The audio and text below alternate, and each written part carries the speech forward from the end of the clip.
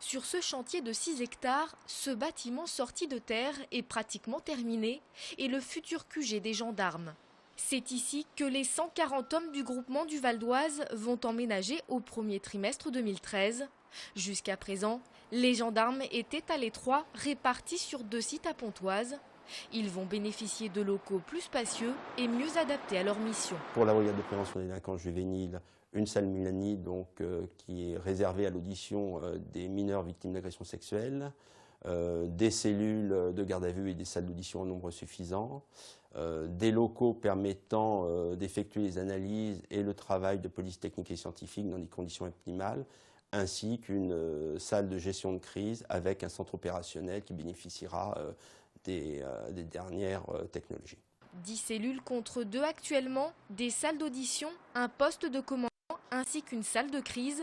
Voilà pour le bâtiment administratif. D'autres infrastructures sont aussi prévues. Il va y avoir un MES qui est la restauration, un centre médical, des logements pour les gendarmes adjoints volontaires et une fonction technique représentée par une zone technique où on va avoir les parkings souterrains, des ateliers de réparation d'équipements des véhicules de la gendarmerie.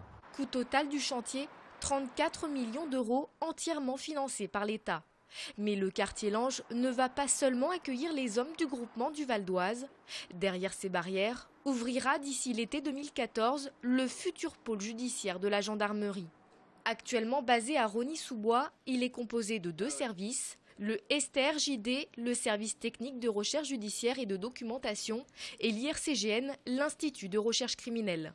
Un des 3 bâtiments sera entièrement dédié à ces experts, 13 000 mètres carrés de laboratoire pour travailler dans des conditions optimales. Ici, nous avons souvent à Rosny-sous-Bois des installations qui sont sur plusieurs étages.